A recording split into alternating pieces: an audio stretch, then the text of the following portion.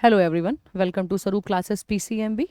आज हम स्टार्ट करेंगे इक्विलिब्रियम के टॉपिक 3 के साथ, जिसका नाम है कैरेक्टरिस्टिक ऑफ इक्विलिब्रियम एंड केसी। तो यहाँ पे हम देखेंगे कि इक्विलिब्रियम जो हमने बात करी थी कि स्टेट ऑफ अ रिएक्शन है, उसकी क्या कैरेक्टरिस्टिक्स हैं या कैसे हम उसे किन कंडीशंस पे बता सकते हैं, उस पर क्या रिएक्शन हो जाता है, कैसे चेंजेस होते हैं। और सेकंड थिंग, हम केसी के बारे में जानने वाले हैं कि रिएक्शन में बदलाव करने पे इक्विलिब्रियम कांस्टेंट में क्या चेंज आता है। तो चलिए स्टार्ट करते हैं फर्स्ट और इम्पॉर्टेंट कैरेक्टरिस्टिक के साथ, जिस पे मैं एक बात ऐड ज़रूर करूँगी पहले कि इक्विलिब्रियम हम पढ़ चुके हैं और इक्विलिब्रियम हमें बताता है स्टेट ऑफ अ रिएक्शन के बारे में। तो equilibrium is a state of a reaction. तो ये रिएक्शन का एक स्टेट है। अब इस समय पे क्या क्या चेंजेस आते हैं और रिएक्शन कैसा होता है, उसके लिए हम कुछ कैरेक्टरिस्टिक देखने जा रहे हैं। तो चलिए स्टार्ट करते हैं कैरेक्टरिस्टिक नंबर 1 के साथ। तो first and the most important characteristic जो हम कहते हैं इक्विलिब्रियम के बारे में, वो है कि equilibrium is dynamic in nature. Dynamic in nature. तो जो इक्विलिब्रियम है वो डायनेमिक है, दैट मीन्स ये हमेशा चलता रहता है। इक्विलिब्रियम स्टैटिक नहीं होता। जैसा हमने कहा था कि इक्विलिब्रियम के समय पे जो रिएक्शन है वो फॉरवर्ड और बैकवर्ड इक्वल अमाउंट से मूव करती है, जिसके चलते हमें ओवरऑल कोई चेंज दिखाई नहीं देता। हमें ऐसा लगता है जैसे इक्विलिब्रियम या रिएक्शन रुक गई हो, बट एक्चुअल में रिएक्शन या इक्विलिब्रियम डायनेमिक होती है। इसमें कंटिन्यूसली चेंज आता रहता है, ये फॉरवर्ड भी बढ़ती रहती है और बैकवर्ड भी, और इसलिए हम इसे बोलते हैं कि इक्विलिब्रियम डायनेमिक होता है। That means always in a moving position, जो फॉरवर्ड और बैकवर्ड दोनों ही डायरेक्शन में चलता रहेगा। सेकंड पे चलते हैं।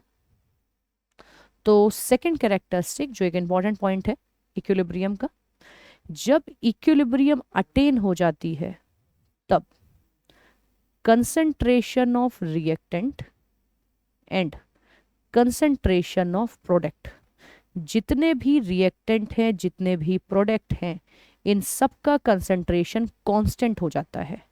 क्योंकि रिएक्शन जितना आगे बढ़ रही है उतना ही पीछे जा रही है, जिसके चलते रिएक्टेंट बढ़ेगा बट साइमल्टेनियसली उतना ही घटेगा।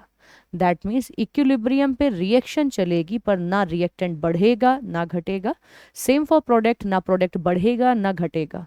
तो हर चीज़ सेम ही रहने वाली है, जिसके चलते हम ये कहेंगे कि जो रिएक्टेंट और प्रोडक्ट है इनका कंसंट्रेशन हमेशा कांस्टेंट होता है। ये है सेकंड कैरेक्टरिस्टिक जो इक्विलिब्रियम की होती है। थर्ड वन, ये भी कुछ रिएक्शन या मैं कह सकती हूँ क्वेश्चनों के लिए इंपॉर्टेंट पॉइंट है, जिसमें यूज भी करा गया है पीवाईक्यू में। जेई में ऐसा पीवाईक्यू रह चुका है जिसमें हमने इस थर्ड कैरेक्टरिस्टिक का इंपॉर्टेंस देखी है। तो पहले रिएक्शन देख लेते हैं या कैरेक्टरिस्टिक देख लेते हैं और फिर देखते हैं किस तरह से इसे यूज करा गया है।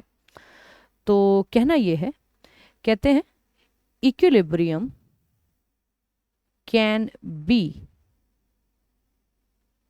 अटेन्ड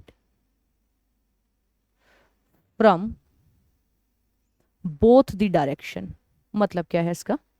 कहने का मतलब है कि अगर इक्विलिब्रियम हमने लिखी है ए गिव बी, तो हमें पता है कि बी से फिर ए भी आएगा और ये इक्विलिब्रियम चल रही है। अभी हमने इसे इस डायरेक्शन में लिखा हुआ है। तो अगर हम एक कंटेनर ले लें, सो लेट्स से हमने एक कंटेनर लिया हुआ है। जो ये कंटेनर है हमारे पास, इस कंटेनर में हमने फर्स्ट ए डाल दिया और इसे छोड़ दिया है कि ये इक्विलिब्रियम अटेन कर ले, तो ए बी बनाएगा और ये इक्विलिब्रियम में आ जाएगा। But at the same time अगर हम यहाँ पे एक और कंटेनर ले लें और उस दूसरे कंटेनर में अब की बार हम ए नहीं डालें, अब की बार हम बी को डाल दें। हमने कंडीशन सेम रखी है, जितना टेम्परेचर यहाँ पे था वही टेम्परेचर यहाँ पे है। जैसा हम कह चुके हैं टेम्परेचर कांस्टेंट होना ज़रूरी होगा। ए की जगह हमने बी को डाल दिया है, तो जो बी है अब वो इक्विलिब्रियम अटेन करेगा। दैट मीन्स मैं यहाँ पे लिख रही हूँ, ये बी है, बी फॉर्म करेगा ए और ए अगेन फॉर्म करेगा बी। इस बार भी इक्विलिब्रियम अटेन होगी, वो उतने ही कंसंट्रेशन पे होगी जितना पहले पे हुआ है। तो चाहे आप कंटेनर में ए डाल दें या बी डाल दें, इक्विलिब्रियम दोनों साइड से अटेन करवाई जा सकती है। तो तो कोई ज़रूरी नहीं है कि हमें ए को ही डालना होगा, ज़रूरी नहीं है बी को ही डालना होगा। कंडीशन अगर हमने वही रखी है तो दोनों साइड से इक्विलिब्रियम अटेन करी जा सकती है और वो सेम इक्विलिब्रियम पॉइंट तक पहुंचेगी। Okay fine. इस बात को यूज़ करा गया है, कई बार ऐसा हुआ है, जैसा मैंने कहा था। एग्जाम्पल है कि रिएक्शन में लिखा हुआ है HBr give H2 plus Br2, reaction balance है। रिएक्शन कुछ ऐसे लिखी हुई है, बट क्वेश्चन में वो हमसे कह देते हैं कि H2 के मोल्स और Br2 के मोल्स वो हमें दे देंगे। तो अगर इक्विलिब्रियम हमें फर्स्ट वाली लिखी हुई है, बट रिएक्टेंट के तौर पे जो क्वांटिटी उन्होंने दी हुई है, लेट्स से कह दिया है H2 है 2 मोल और बताया गया है कि Br2 है 5 मोल्स, तो उन्होंने जो कंसंट्रेशन दिए वो हमें यहाँ पे दिए हुए हैं H2 और Br2 के, जबकि इक्विलिब्रियम कुछ इस फॉर्मेट में है जो मैंने यहाँ ऊपर ऑलरेडी लिखा हुआ है, ये फॉर्मेट में इक्विलिब्रियम दिया है। ऐसे केस में हमें ये लगेगा कि जो चीज़ प्रोडक्ट है वो हम कैसे पुट करके इसे बैक ट्रेस करेंगे, तो हमें ऐसा नहीं करना होगा, हम रिएक्शन को रिवर्स करेंगे और रिवर्स करके जो नॉर्मल मेथड होगा क्वेश्चन का उससे सॉल्व कर लेंगे। लेकिन ये रिवर्स करके भी इक्विलिब्रियम अटेन होगी, इसके लिए हमें थर्ड वाली कैरेक्टरिस्टिक पता होना ज़रूरी है कि equilibrium can be attend from both side. तो ऐसा क्वेश्चन हमसे पूछा जा चुका है जेई में। ओके फाइन, नेक्स्ट पे चलते हैं। नेक्स्ट कैरेक्टरिस्टिक जो खुद कंप्लीटली इक्विलिब्रियम को डिफाइन करता है, या हम कहें तो उसकी वैल्यू हमें डिफाइन करके देती है इक्विलिब्रियम के बारे में काफ़ी कुछ। तो फोर्थ कैरेक्टरिस्टिक जो अगेन इंपॉर्टेंट है, फोर्थ कैरेक्टरिस्टिक है कि Kc defines the equilibrium. Kc हमें बताता है इक्विलिब्रियम के बारे में, और Kc है क्या? Kc है equilibrium constant which remain constant, या हम कह सकते हैं which is constant for a given equilibrium, for a given equilibrium at constant temperature। तो अगर टेम्परेचर कांस्टेंट है, रिएक्शन हमने फिक्स करी हुई है, तो Kc एक कांस्टेंट वैल्यू देने वाला है, और ये कांस्टेंट वैल्यू हमें रिएक्शन के बारे में काफ़ी कुछ बता सकती है। इसके बारे में इसका एप्लीकेशन क्या होता है इसे हम नेक्स्ट वीडियो में देखेंगे, बट एक स्लाइड सा लुक ये हमें बता सकता है कि डायरेक्शन क्या होगा रिएक्शन का। ये हमें बता सकता है कि रिएक्शन का एक्सटेंट क्या है, या मैं कहूँ तो इक्विलिब्रियम का एक्सटेंट क्या है, कितने तक इक्विलिब्रियम पहुंचा है, वो स्टार्टिंग में ही अटेन हुआ है, वो मिड वे पे है, वो टुवर्ड्स द एंड है, या कंप्लीशन की तरफ है। तो ये दो बातें हमें एप्लीकेशन देती हैं केसी का, जिसको हम नेक्स्ट वीडियो में देखेंगे। अभी हम लोग चलते हैं केसी के पास। तो हमने यहाँ पे 4 कैरेक्टरिस्टिक देखी हैं जो इक्विलिब्रियम की हैं। First, equilibrium is dynamic in nature, that means equilibrium always moving state में होता है, कभी भी स्टैटिक नहीं होता है। हमें ओवरऑल मैक्रो लेवल पे लगेगा जैसे रिएक्शन रुक गया हो, बट एक्चुअल में रिएक्शन होता रहेगा। सेकेंड पॉइंट, रिएक्टेंट और प्रोडक्ट का कंटेंट या कंसंट्रेशन हमेशा कांस्टेंट रहता है और इक्विलिब्रियम पे ये बदलता नहीं है। और थर्ड पॉइंट है कि इक्विलिब्रियम को हम दोनों में से किसी भी डायरेक्शन से अटेन कर सकते हैं, चाहे आपको दिया गया रिएक्टेंट आप डाल दें या प्रोडक्ट, दोनों से ही इक्विलिब्रियम सेम पॉइंट पे अटेन होगा, बट कंडीशन सेम होनी चाहिए। Fourth point, Kc equilibrium constant, ये कांस्टेंट होता है फॉर अ गिवन इक्विलिब्रियम एक पर्टिकुलर टेम्परेचर पे। ये हमें डायरेक्शन और एक्सटेंट ऑफ इक्विलिब्रियम के बारे में बता सकता है। तो ये कैरेक्टरिस्टिक है, बट ये Kc की वैल्यू हमने कहा कांस्टेंट है गिवन इक्विलिब्रियम के लिए। लेकिन अगर हम इक्विलिब्रियम रिएक्शन को थोड़ा चेंज करें, सेम रिएक्शन, हम रिएक्शन नहीं बदल रहे हैं बट रिएक्शन को थोड़ा सा चेंज कर रहे हैं, देन इक्विलिब्रियम कांस्टेंट में भी चेंज आएगा। तो इक्विलिब्रियम कांस्टेंट कैसे चेंज देगा? जब हम इक्विलिब्रियम रिएक्शन को थोड़ा सा बदलेंगे। तो चलिए देखते हैं। सो नेक्स्ट जो पॉइंट हम देखने जा रहे हैं वो पॉइंट है इफेक्ट ऑन Kc, और ये इफेक्ट हम देखने वाले हैं बाय चेंजिंग रिएक्शन। तो ऑन चेंजिंग रिएक्शन कोएफिशिएंट्स, तो रिएक्शन के स्टैक्योमेट्रिक कोएफिशिएंट्स चेंज करने पे Kc की वैल्यू पे क्या फर्क पड़ेगा। तो चलिए देखते हैं।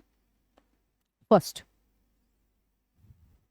हमें एक इक्विलिब्रियम मानना होगा क्योंकि हम एक जनरल एग्जांपल से ही समझाएंगे। तो ये इक्विलिब्रियम है, ए गिव बी, बी टू ए।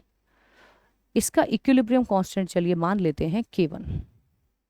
तो अगर हम K1 को डिफाइन करें तो K1 हो जाएगा,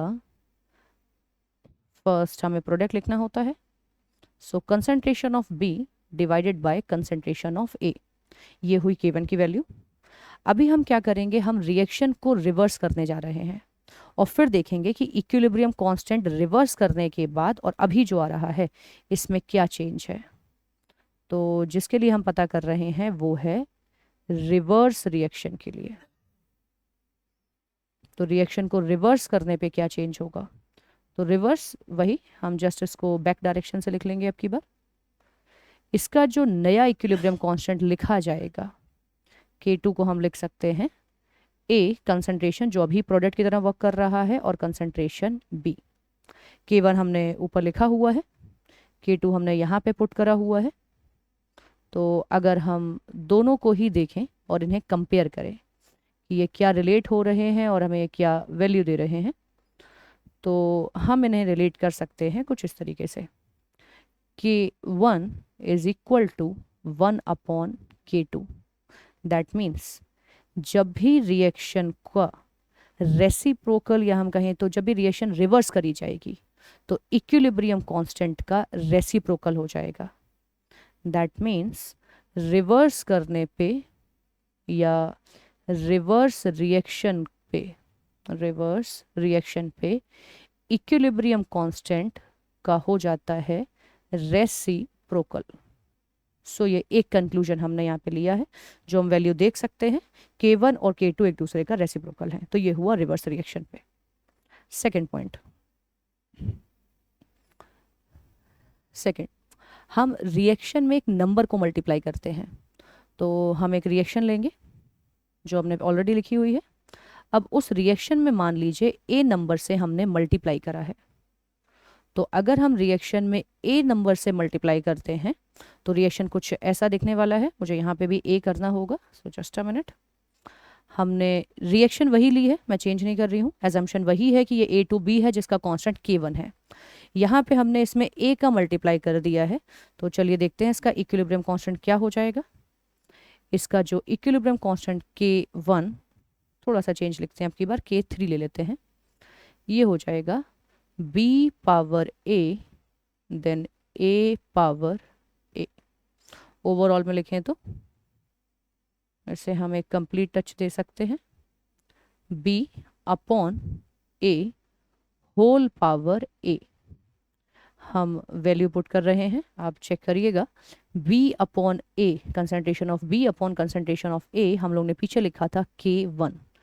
तो जो नया इक्विलिब्रियम कांस्टेंट आया है, ये नया इक्विलिब्रियम कांस्टेंट कैसे आएगा, जो ओल्ड कांस्टेंट था उसकी पावर A चला गया है। दैट मीन्स रिएक्शन में किसी भी नंबर का मल्टीप्लाई करने पे इक्विलिब्रियम कांस्टेंट में चेंज ये आता है कि वही नंबर को आपको प्रीवियस कांस्टेंट पे रेस करना होगा। अगर आपने 2 का मल्टीप्लाई करते हैं तो K स्क्वायर हो जाएगा, 3 का करते हैं तो क्यूब हो जाएगा, 4 का करते हैं तो K की पावर 4 हो जाएगा। Next change, third one. अगर हमारे पास 2 इक्विलिब्रियम है, अब की बार हम बात करेंगे 2 इक्विलिब्रियम की, A to B and C to D। तो ये 2 इक्विलिब्रियम है, A से B गए हैं, C से D गए हैं। इसका इक्विलिब्रियम कांस्टेंट हमने K1 रखा है, इसका इक्विलिब्रियम कांस्टेंट हम K2 रखते हैं। अभी हम करने क्या वाले हैं, हम दोनों इक्विलिब्रियम को ऐड कर देंगे।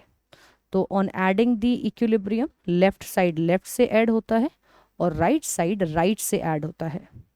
तो अगर हमने इन दोनों इक्विलिब्रियम को ऐड कर दिया है तो देखते हैं इक्विलिब्रियम कांस्टेंट में क्या चेंज आएगा। सो जो ये फाइनल रिएक्शन है, इसका इक्विलिब्रियम कांस्टेंट अभी के लिए जो मैं यहाँ पे एज्यूम कर ले रही हूँ, मैं सिर्फ K लिख रही हूँ। सो देखते हैं, पहले K1 की वैल्यू जैसा पीछे लिखा था, ये हो जाएगा प्रोडक्ट अपॉन रिएक्टेंट। K2 की वैल्यू प्रोडक्ट अपॉन रिएक्टेंट, और K जो फाइनल रिएक्शन है अगर उसे हम लिखें तो ये आ जाएगा B देन D जो रिएक्टेंट है then A multiplied by C। इसे हम क्लियरली देख सकते हैं, B अपॉन A को लिखा जा सकता है K1, D अपॉन C को लिखा जा सकता है K2।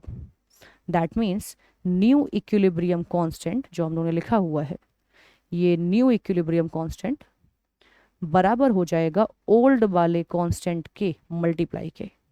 That means on adding the reaction equilibrium constant get multiplied. जो दोनों कांस्टेंट होंगे आप उन्हें मल्टीप्लाई कर देंगे।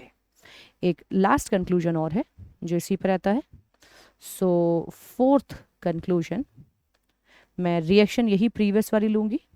अगर हम इन दोनों रिएक्शन को अब की बार माइनस कर दें, तो मैं इसको लिख रही हूँ इक्विलिब्रियम 1, इसको हम लोग ले लेते हैं इक्विलिब्रियम 2।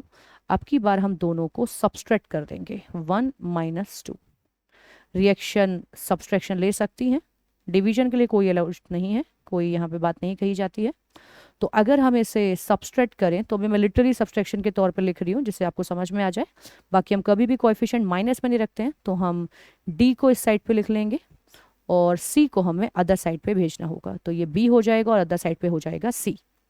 अभी अगर हम इक्विलिब्रियम कांस्टेंट लिखें इसके लिए, तो इसका इक्विलिब्रियम कांस्टेंट चलिए डिफाइन कर देते हैं।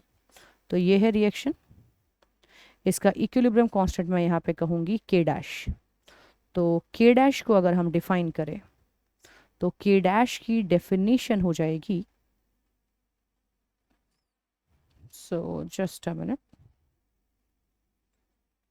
अगर हम के डैश को डेफिनेशन दें यहाँ पे, so product upon reactant, product में आ जाएगा बी और C divided by concentration of A upon concentration of D. Again B upon A हम यहाँ से देख सकते हैं, जो बी अपॉन ए है वो K1 के बराबर है, तो इसे मुझे के डैश लिखना होगा। तो के डैश इज इक्वल टू, ये हुआ K1 C अपॉन डी। तो अगर हम C अपॉन डी को देखें, तो ये कुछ ऐसा तो दिख रहा है बट इसका रेसिप्रोकल है। तो हमें क्या करना होगा, हम इसे लिखेंगे 1 अपॉन K2। कंक्लूजन में मिलेगा के dash is equal to K1 upon K2। That means conclusion हमें मिलता हुआ, जब भी रिएक्शनों को सब्सट्रैक्ट करा जाता है तो उनके इक्विलिब्रियम कांस्टेंट डिवाइड हो जाते हैं। ये चेंज है जो इक्विलिब्रियम कांस्टेंट में आता है जब हम रिएक्शन में कुछ बदलाव करते हैं। तो एक बार इसको रिवीजन ले लेते हैं इस बात का। तो फर्स्ट ये इफेक्ट क्या है हमारे पास, उसका रिवीजन लेंगे। तो अगर हमने इक्विलिब्रियम कोई भी लिखा हुआ है, जैसा मैंने ए में लिख दिया, अगर हम इसको रिवर्स कर देंगे, रिएक्शन रिवर्स हो जाएगी, इक्विलिब्रियम रिवर्स हो जाएगी, तो इक्विलिब्रियम कांस्टेंट रेसिप्रोकल हो जाता है। ये हमने चेंज देखा। जब आप किसी भी इक्विलिब्रियम में कोई नंबर को मल्टीप्लाई कर रहे हैं, तो हमने इक्विलिब्रियम लिया और यहाँ पे हमने एक नंबर मल्टीप्लाई करा है, ए से मल्टीप्लाई कर दिया पूरे इक्विलिब्रियम को। ए आपका कोई भी पॉजिटिव नंबर हो सकता है, नेगेटिव भी होगा तब भी वो रिजल्ट देगा, फ्रैक्शन में हो सकता है, और जो वैल्यू है बस एक इरेशनल या बहुत ही ऑड नंबर हम नहीं लेंगे, ऑड मतलब कॉम्प्लेक्स नंबर, बट हम नॉर्मल कोई भी नंबर से मल्टीप्लाई कर सकते हैं। तो इक्विलिब्रियम कांस्टेंट में वही नंबर से पावर रेज हो जाती है। थर्ड वन, अगर हमने यहाँ पे दो इक्विलिब्रियम लिखे हैं 1 और 2, इन दोनों को ऐड कर दिया तो इनके इक्विलिब्रियम कांस्टेंट मल्टीप्लाई हो जाते हैं। हमने दो इक्विलिब्रियम लिखे हैं, हमने उन्हें सब्सट्रैक्ट करा, देन जो न्यू इक्विलिब्रियम कांस्टेंट आएगा वो उसी तरह से जो चीज़ पहले लिखी गई है वो न्यूमरेटर में आएगी, जो माइनस करा गया है वो डिनोमिनेटर में आएगा। तो यहाँ पे जो के डैश वैल्यू मिलेगी वो हो जाएगा K1 अपॉन K2। तो ये चेंजेस हैं जो इक्विलिब्रियम कांस्टेंट के हैं, जब हम उनमें कुछ नंबर मल्टीप्लाई करते हैं, उन्हें रेसिप्रोकल करते हैं, उन्हें सब्सट्रैक्ट करते हैं या उन्हें ऐड करते हैं। इनका एप्लीकेशन देखेंगे हम लोग नेक्स्ट वीडियो में। एप्लीकेशन होगा इन वैल्यूज़ का कि हमें मल्टीप्लाई करने से क्या चेंज मिलता है, कुछ एग्जांपल्स के साथ, और हम देखेंगे एप्लीकेशन इक्विलिब्रियम कांस्टेंट का। So thank you for watching.